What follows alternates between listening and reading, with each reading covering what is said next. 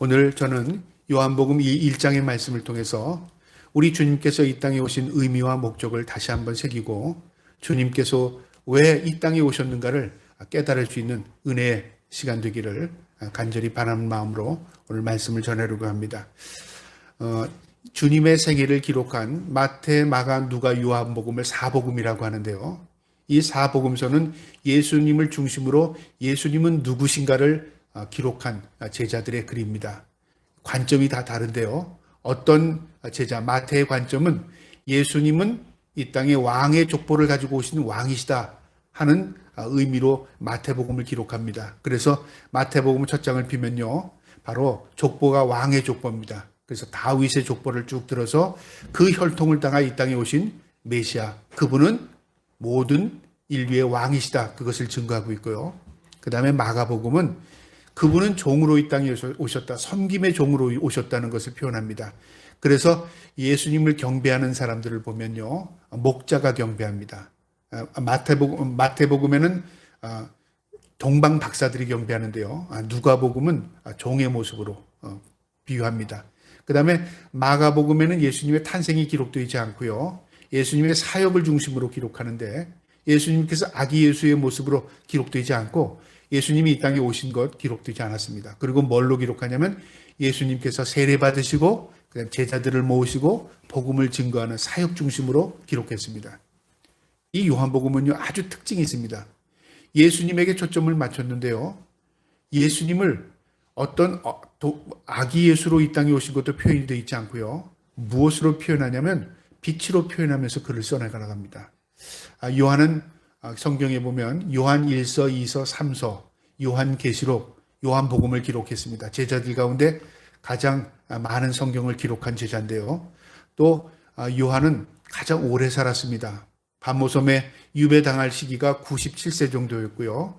그 다음에 1년 한 6개월 정도 거기서 종살이 하시다가 그 다음에 다시 풀려나서 다시 에베소에 들어왔는데 거기서 한 1년 정도 더 유하시다가 세상을 떠났습니다. 그래서 한 100세 정도까지 사신 분이 요한 사도입니다. 저는 올해 기회가 돼서 목사님들과 함께 그 터키 지역에 그 사도 요한이 사역하던 그 지역 장소를 방문했는데요. 저는 그 일반 관광지가 아닙니다. 거기가 어디냐면 셀죽이라는 곳에서 에베소에서 좀 떨어진 곳인데요, 붙어 있는 곳입니다. 셀죽이라는 도시에서 성이 하나 있는데 아이슬룩이라는 성입니다. 그 아래쪽에 보면은 기념교회를 만들어 놨는데 성 요한 기념교회가 있습니다. 아마 그 정소에서 요한이 사역하다 돌아가시고 기념을 하기 위해서 거기다 옛날에 무덤도 만들어 놓고 또 돌로 큰 교회당도 지었습니다. 지금은 그 유해가 다 이제 바티칸에서 다 수거를 해갔고요. 그 위쪽으로 이제 성이 하나 있는데 아이슬룩 성입니다. 종교적인 성이 아닙니다. 성지도 아닌데요. 그 성에 올라가면 꼭대기쯤에 되면 허름한 이렇게 돌로 된 비를 피할 수 있는 장소가 있습니다. 그곳에서 사도 요한이 요한복음과 그 다음에 요한 1서, 2서, 3서를 기록한 장소라고 제가 알고 있습니다. 그래서 그 장소를 찾아봤더니 그 장소에는 표지판도 없었고요. 그 다음에 누구도 그 길을 안내하는 사람도 없었습니다. 물론 세 분이 그냥 찾아간 거니까요. 제가 그 장소를 찾아서 제일 아침에 갔는데 새벽녘이라 어두웠습니다. 그래서 문을 안 열어줘서 8시에 문을 연다고 그래서 기다렸다가 8시에 제일 먼저 들어가서 아무 사람도 없는 그 성 위를 올라갔는데요.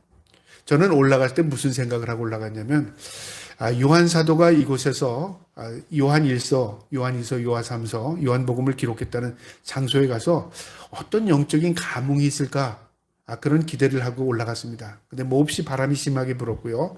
그 다음부터 아침이다 태양이 쭉 올라뜨는데 태양이 올라가면서 그 도시 전체가 내려다 보였습니다. 사방으로 360도 전체 도시가 환하게 드러나는데요. 그때 무슨 생각이 가만히 드냐면 아무 소리도 안 나고 바람 소리만 들리는데 혼자 가만히 요한 사도가 있던 장소에서 제가 서 있으니까 무슨 생각이 드냐면 왜 요한이 요한복음을 기록하면서 예수 그리스도를 빛으로 표현했는가, 그런 생각이 들더라고요. 근데 그때는 깨닫지 못했는데 제가 돌아와서 그 장소를 묵상하면서 깨달아서 오늘 그 말씀을 전하려고 합니다. 오늘 요한복음의 기록은요, 태초부터 시작합니다. 예수 그리스도를 설명하는데 태초부터 설명하고 있다는 거죠. 태초를 설명한 데는 어디냐면요, 창세기 1장입니다. 태초에 말씀이 계셨느니라. 빛이 있으라 하심에 빛이 있었고 그 빛이 보시기에 좋았더라. 하나님이 빛으로 세상을 창조하시고 빛이 비침을 통하여 모든 사물이 드러납니다. 요한복음이 똑같습니다. 태초에 말씀이 계시니라. 태초에 바로 예수 그리스도는 말씀이었다면 그 말이죠. 그 말씀이 육신이 되어 이 땅에 오셨는데 빛으로 오셨습니다. 빛은 무엇을 의미하냐면요, 빛은 비춰집니다. 사물이 온전히 드러납니다. 제가 그 아이술록 성 위에서 내려다봤을 때 빛이 굉장하게 비쳤습니다. 날씨가 굉장히 좋아서요. 근데 셀죽 시내가 딱 내려다 보이는데 도시가 빛에 의해서 확 드러나는 걸 보였습니다. 그 생각이 얼뜻 뛰어오르더라고요. 아, 사도 요한도 이 장면을 봤겠구나. 빛이 드러나면서 사물이요, 숨겨져 있던 사물이 다 드러납니다. 예수 그리스도가 빛으로 이 땅에 오셨습니다. 우리 어둠의 세상을 비치기 시작하는데요, 이 빛이 우리의 죄악들을, 우리의 더러운 것들을 한낱이 다 비춰준 겁니다. 그래서 빛이 들어오심을 통해서 우리가 죄인을 깨닫게 되는 거죠. 빛이 들어옴을 통해서 어둠이 물려가는 겁니다. 빛이 들어옴을 통해서 모든 것이 확연하게 드러납니다. 숨길 수 없게 되었다 그 말이죠. 여러분, 예수 그리스도께서 우리에게 들어오면요, 내가 죄인임을 깨닫게 됩니다. 예수 그리스도께서 이 땅에 오심으로 이 땅에 죄악이 드러나게 된 겁니다. 예수 그리스도께서 이 땅에 오심으로 인하여 이 땅에 타락과 부패가 드러나게 된 거죠. 왜 드러나게 했습니까? 우리가 어떤 존재인가를 깨닫게 하는 것이죠. 그래서 예수를 믿으면 어떤 결과가 일어나냐면요, 내가 죄인으로 고백이 됩니다. 예수 그리스도를 영접하는 곳에는 빛이 들어옵니다. 그래서 모든 어둠이 물려간다 그 말이죠. 그 다음에 이 사도 요한은요, 예수 그리스도는 말씀이라고 말합니다. 말씀이 육신이 되어 이 땅에 오셨다고 합니다. 여러분, 말씀과 육신은 우리가 이해할 수 없는 범위입니다. 그런데 육신으로 이 땅에 오신 것은 말씀으로 오신 것이랍니다. 그래서 우리가 예수를 믿는다는 것은 말씀을 믿는 겁니다. 오늘 성경에 보면요, 13절에 1장 13절에 이는 혈통으로나 육적으로나 사람의 뜻으로 나지 아니하고 오직 하나님께로부터 난 자들이라. 말씀이 육신이 되어 우리 가운데 계심에 우리가 그의 영광을 보니 아버지의 독생자의 영광이요 은혜와 진리가 충만하더라. 말씀이 육신이 되어 우리에게 임하심을 통하여 우리가 참 진리, 참 영광을 보게 됩니다. 그리고 깨달음을 주셨다 그 말이죠. 그래서 우리 기독교를 말씀의 종교라고 하는 말 의미는요, 말씀으로 통해서 깨닫게 되고 그 말씀이 우리의 빛이 됩니다. 그리고 우리의 삶을 인도한다 그 말이죠. 그리고 요한복음은요, 바로 그 다음에 예수 그리스도께서 신적인 존재를 깨닫게 합니다. 그래서 2장에 보면은요, 가나안 혼인잔치의 이야기가 나오는데 예수님께서 아직 때가 아니라 그렇게 말씀하셨는데 그의 어머니 마리아가 혼인잔치 집에서 포도주가 다 떨어졌다는 이야기를 합니다. 그래서 여섯 항아리에 다 물을 채우게 하고 그것을 갖다 줘라, 연회에 갖다 주라고 합니다. 그런데 그 포도주가 얼마나 좋은 고급 포도주가 되었냐면요, 보통 사람들은 처음에 포도주를 좋은 걸 내는데 이 집의 잔치의 포도주는 나중에 나온 게 처음 것보다 더 좋다, 끝까지 좋은 포도주를 줬다고 칭찬하는 내용이 나옵니다. 그런데 그 사실을 아는 사람들은요, 오직 예수님의 제자들과 그 다음에 떠다 준 사람만이 아는 거죠. 누구도 그 사실을 몰랐어요. 그러니까 예수님께서 자신의 신적인 존재를 드러내지 않았습니다. 그리고 하신 일이 오늘 이 성전 정화의 내용인데요, 왜 요한은 이 기록을 예수님의 탄생 기록보다도, 탄생 기록은 기록하지 않았지만 이 기록을 했는가? 아주 의미가 있다고 봅니다. 예수님께서 하신 사역의 핵심입니다. 주님께서 6월절 날 예루살렘에 입성하십니다. 그리고 입성하시자마자요, 그곳에서 14절에 보니까 2장 14절에 성전 안에서 소와 양과 비둘기 파는 사람들과 돈 바꾸는 사람들이 앉아있는 것을 보시고 노끈으로 채찍을 만드사 양이나 소를 다 정전해서 내쫓으시고 돈 바꾸는 사람들이 돈을 쏟으시며 상을 엎으시고. 여러분, 예수님의 성품에 어울리지 않습니다. 예수님이 화를 내시는 겁니다. 분노를 내시는 겁니다. 어디에도 예수님이 이렇게 화를 낸 적이 없습니다. 그런데요, 성전에 들어가서 예수님께서 화를 내신 겁니다. 이걸 거룩한 분노라고 하는데 왜 예수님께서 그러셨는가? 예수님의 핵심의 사역의 핵심이 이것입니다. 바로 성전은 하나님의 임재의 장소입니다. 모든 사람들이, 하나님을 찾는 사람들이 다 성전으로 몰려와서 하나님 앞에 제사하고 하나님께 예배하고 하나님을 높이는 장소입니다. 그러니까 모든 사람들이 하나님이 계신 곳이라고 믿는 곳이죠. 그런데 하나님을 계시다고 믿는 그 성전이 얼마나 더럽고 타락해 됐느냐면요, 인간들의 이권으로 연결된 이 연결고리가 있다 그 말이죠. 소나 양이나 염소를 가지고 오면요, 그 제물을 드리는 게 아니라 먼저 좋은 소나 양과 염소는요 뒤로 뺍니다. 그리고 부실한 것을 주고 거기서 차액을 남깁니다. 그리고 그 다른 사람한테 또 그것을 팔고 그 사람이 또 들어갈 때 그것을 또 다른 사람에게 팔게 해서 또 허술한 걸 드리게 하고 차액을 챙깁니다. 그 다음에 거기서 환전을 하면서 돈을 챙깁니다. 그런데 성전 안에서는요, 이게 다 기득권자가 있습니다. 제사장들, 레위인들의 기득권을 가지고 있었기 때문에 그들의 허락 없이는 성전에서 장사할 수 없습니다. 오늘날로 말하면 교회의 타락한 모습을 그대로 보여줍니다. 인간들의 이권으로 모이게 되었고 그것이 장사하는 곳이 되었고 그것이 하나님이 거북스러운 장소가 되었다 그 말이죠. 그래서 예수님께서 그곳에 성전에 들어가셔서 하신 일이 그들을 다 내쫓은 겁니다. 돈 바꾸는 거 다 뒤집고 그 다음에 다 그들을 내쫓았어요. 그러면서 주님께서 하신 말씀이 있습니다. 17절에요. 상을 엎으셨고 17절에 제자들이 성경 말씀에 주의 전을 사모하는 열심히 나를 삼키리라 한 것을 기억하더라. 그때는 깨닫지 못했는데요, 성경 말씀 시편 69편 9절을 그대로 떠올린 겁니다. 거룩한 분노구나. 우리 주님께서 성경에 말씀하셨듯이 그분이 이것을 지금 정하시고자 하는 마음이 계시는구나, 그겁니다. 19절에 예수께서 대답하여 이르시되 너희가 이 성전을 헐라 내가 사흘 동안에 일으키리라. 그곳에서 하신 말씀이요, 성전을 헐랍니다. 그때 듣고 있던 사람들이 뭐라고 말하냐면 이 성전이 46년 동안 지은 아주 훌륭한 성전인데 이걸 어떻게 허물어? 또 허물면 저 사람이 3일 동안 짓는다고 해. 저 사람이 신성을 모독하고 있구나. 그래서 나중에 예수님을 붙들었을 때요, 저자가 성전을 헐면 자신이 3일 동안 성전을 짓는다고 말했습니다. 그게 고소의 내용 가운데 들어갑니다. 그런데 그때 당시에는 제자들이 아무도 몰랐습니다. 자, 그런데 21절에 그러나 예수는 성전된 자기의 육체를 가리켜 말씀하신 것이라. 예수님이 하신 말씀은 이 성전이 아니라 이 더러운 성전, 이 추악한 성전, 인간들이 모여서 하나님을 경배한다고 하는 임재의 장소라고 생각하는 이 성전이 이미 하나님 보시기엔 타락했고 하나님 보시기엔 부패했고 하나님이 그곳에 계시지 않다 그 말이죠. 그래서 주님께서 하신 말씀이 이것을 허물라, 이것은 다 쓸데없게 되었다. 내 육체가 죽음을 통하여 내가 3일 만에 이 성전을 세우겠다. 내가 육체, 바로 믿음 안에 세워지는 성전입니다. 예수 그리스도께서 성전이시고요, 우리가 그 성전에 우리가 지체가 되는 것입니다. 그래서 우리 주님은 여기 있다 저기 있다 하지 않고 내 심령 가운데 있느니라. 우리 마음속이 모시고 있으면 우리가 성전이 되는 겁니다. 그래서 이 이후에 예수님께서 승천한 이후에는요, 안식일을 지키는 것이 아니라 주일을 지키면서 하나님 앞에 거룩한 성도들이 모인 공동체, 믿음의 공동체가 교회라는 것입니다. 그런데 오늘날 세월이 흐르면서요, 2000년이라는 역사가 지나면서 또 퇴색해버렸습니다. 건물 중심의 교회가 되었고요, 인간의 이권이 난무하게 되었고요, 인간들의 의식 가운데 우리가 성전이라는 개념, 예수 그리스도께서 이 성전을 허물고 다시 3일 만에 지은 그 부활의 성전, 그 주님의 성전을 기억하지 못한다 그 말이죠. 22절에요. 죽은 자 가운데서 살아나신 후에야 제자들이 이 말씀하신 것을 기억하고 성경과 예수께서 하신 말씀을 믿었더라.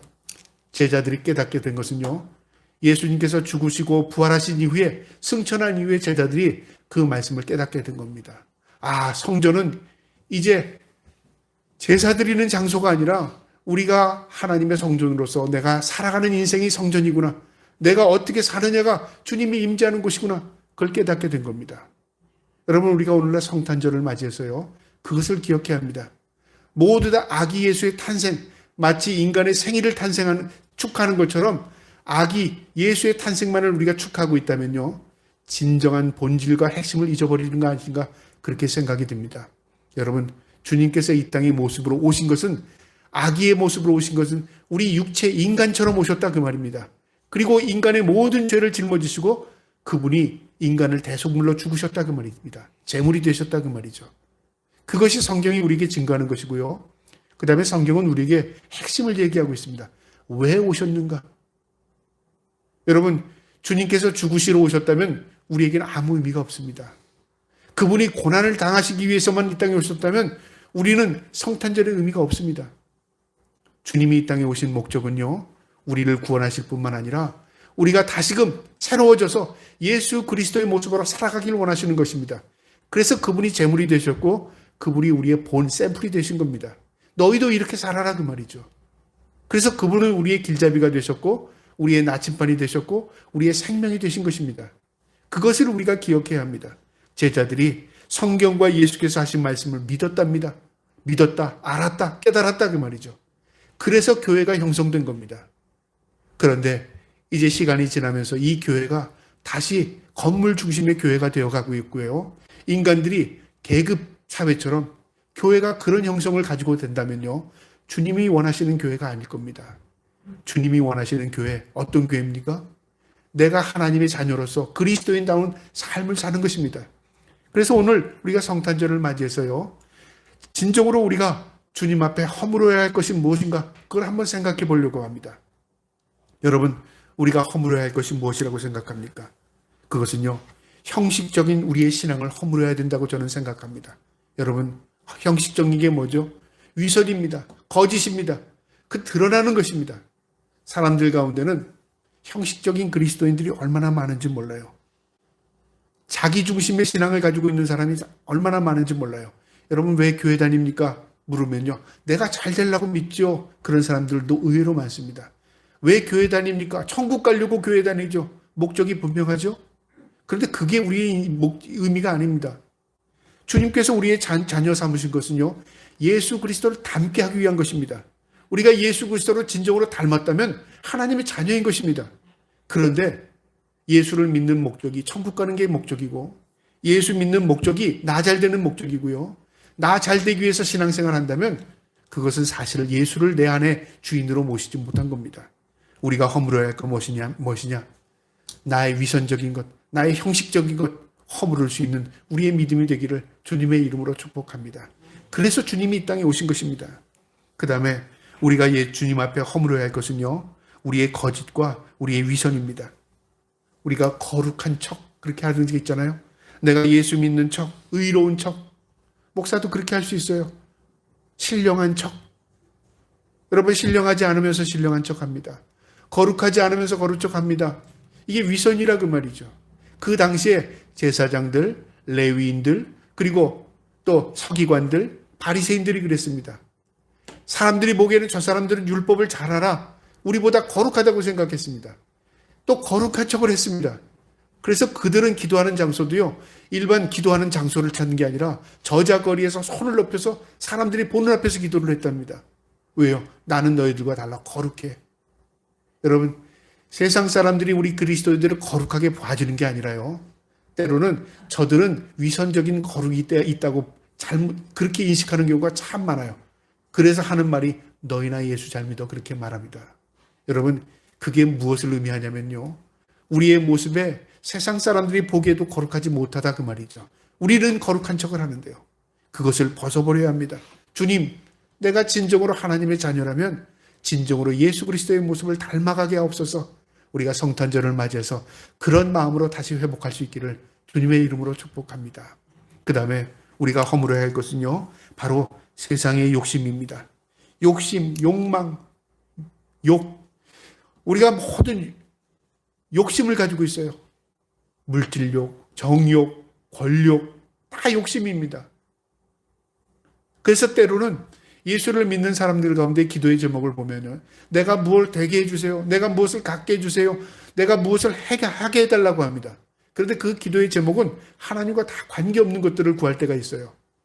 여러분, 내가 그것이 되는 것이 기도의 제목이고 목적이라면요, 우리가 주님을 이용하는 게 아니겠습니까? 내가 그것이 되고 싶어서, 내가 그것이 갖고 싶어서, 내가 그것을 행하고 싶어서, 그것은 예수님과 관계가 없는 것입니다. 우리가 예수를 믿는다고 말하지만 세상 욕심으로 가득 찼다면요, 그곳엔 주님이 계시지 않습니다. 낮고 천한 자리에 계시다고 하지 않습니까? 우리가 주님을 만나는 자리는 어디냐면요, 세상에 그늘진 곳입니다. 세상 사람들이 관심 없는 곳입니다. 그런데 주님은 그곳에 관심을 갖고 계셔요. 우리가 성탄절을 맞이해서 주님이 관심이 있는 곳에 우리도 관심을 가질 수 있는 저와 여러분 되기를 주님의 이름으로 축복합니다. 그것이 허물어야 할 것입니다. 그 다음에 우리가 또 허물어야 할 것은요, 신앙의 잘못된 것입니다. 우리가 전통이라고 말하죠. 종교적이라는 그런 말 합니다. 그래서 종교의 테두리 안에 우리 기독교를 종교라고 말합니다. 여러분, 그런데 우리는 종교를 믿는 게 아닙니다, 여러분. 우리는 살아계신 하나님을 믿고 있습니다. 종교 의식을 가지고 하나님을 믿으면요, 많은 여러 종교 가운데 하나라고 의식을 갑니다. 저 사람들은 저렇게 믿고 이 사람들은 이렇게 믿고, 저 사람들은 그렇게 믿고 그들이 권하는 천국 가고 낙원 가고, 우리는 우리의 방식대로 천국 가고 낙원 가는 거야. 그래서 사색 사람들이 그렇게 말합니다. 너희는 너희의 종교를 인정하고 우리의 종교도 인정해서 서로 윈윈하자. 그래서 오늘날 목사님들 가운데는요, 그렇게 설교하는 사람들이 의외로 많습니다. 여러분, 우리 기독교는 예수 믿고 천국 가는 것이고, 또 어떤 종교는 그들이 믿는 신을 믿고 그들이 진리의 길을 가는 겁니다라고 말합니다. 그러면 그 사람이 폭이 넓은 것 같죠? 그것은 위선이고요, 거짓이고요, 그것은 결국 진리가 아닙니다. 진리는 오직 하나입니다. 예수 그리스도 외에는 우리가 구원의 길이 없습니다. 그런데 그것을 오늘날 말하고 있다고 말이죠. 여러분, 거짓, 위선에 속지 않는 저와 여러분 되기 바랍니다. 그리고 참된 진리, 우리가 종교적인 신앙이 아니라 참 믿음, 그 믿음으로 신앙생활 할 수 있는 저와 여러분 되기를 주님의 이름으로 축복합니다. 그래서 허물어야 합니다. 그래서 때로는 목사가요, 내가 너무 종교적이 되지 않는가? 저 나름대로 그런 생각을 합니다. 그래서 목사님 그렇게 물을 때요, 좀 위축이 돼요. 왜요? 저 사람이 나를 어떻게 볼까? 그런데 아저씨, 선생님 이렇게 볼 때 마음이 편해집니다. 왜 그렇게 봅니까? 다른 사람들이 볼 때는 나는 종교인이야, 난 거룩한 사람이야, 그렇게 봐주기를 좋아하면 내가 그렇게 됩니까? 아닙니다. 종교적이 되면요, 고착화됩니다. 굳어집니다. 종교되게 되면요, 의식에 사로잡히게 됩니다. 종교적이 되면요, 허세와 틀에 매입니다. 그래서 우리의 의식을 저버려야 됩니다. 벗어버려야 합니다. 다른 사람들이 날 볼 때 그리스도이냐? 그렇게 말하는 것은 내게 그만큼 책임이 있는 겁니다. 야, 저 사람이 나를 그리스도인처럼, 그 사람의 그리스도와 닮은 사람처럼 나를 인정한다면 내가 그렇게 살아갈 수 있는가? 그게 무거운 짐이지만요, 그게 우리의 삶의 책임이기도 한 겁니다. 여러분, 종교와 신앙은 달라요. 종교는 여러 그 가운데 그들이 믿는 신을 믿는 것이 종교라고 하면, 신앙은 뭐냐면 절대적인 것입니다. 그것에 내 생명을 바치는 것입니다. 우리가 진정으로 크리스마스의 그 기쁨을 맞이하고 있다면요, 우리가 주님을 나의 주로 모실 수 있는 그런 하나님의 백성으로 다시 거듭날 수 있기를 주님의 이름으로 축복합니다. 그 다음에 우리가 진정으로 새롭게 되어야 할 것은 뭐냐면요, 주님이 다시 오심을 사모하는 열심을 가져야 합니다. 주님은 2000년 전에 오시고 끝나지 않았습니다. 그분은 다시 승천하셨습니다. 그리고 다시 언젠가는 오시겠다고 약속하셨습니다. 우리가 살아있는 동안에 오실 수도 있고요, 우리 다음 세대의 다음 세대에 오실 수도 있습니다. 언제 오실지는 우리가 알지 못하지만 그분이 이 땅에 오시면 이제 이주는 끝입니다. 인류는 이제 모든 것을 다 끝나게 됩니다. 그래서 주님이 언제 오시든 우리는 주님을 맞이할 준비를 살아가는 것입니다. 그게 신앙입니다. 저와 여러분이 마라나타의 신앙으로 주님 오시옵소서 하는 마음으로 살아갈 수 있기를 주님의 이름으로 축복합니다. 그 다음에 우리가 새롭게 세워야 할 것은요, 바로 예수 그리스도 안에서 거듭난 삶의 변화입니다. 나는 예수 그리스도인이다. 내가 변화될 때 그 변화가 진정한 예수 그리스도입니다. 저와 여러분이 새로운 삶으로 살아갈 수 있기를 축복합니다. 마지막으로 우리가 진정으로 새롭게 되어야 할 것은요, 바로 부활의 소망, 천국의 소망입니다. 여러분, 우리가 이 땅에 산다고 이 땅에 소망을 두고 살면요, 내가 생각했던 그 소망이라고 하는 것이 무너지면요, 그의 삶 전체가 무너져 버립니다. 소망은 이 땅에 없습니다. 사람들은 희망이라고 말하는 그 희망에 모든 것을 걸고 있지만요, 우리는 소망을 둬야 합니다. 어디에요? 하나님 앞에, 천국에, 영원한 것에 소망을 두고 살아야 합니다. 그것이 변함없는 진리이기 때문에 그렇습니다. 저와 여러분이 영원한 소망, 천국의 백성으로서 천국의 소망을 두고 살아갈 수 있기를 주님의 이름으로 축복합니다. 아멘.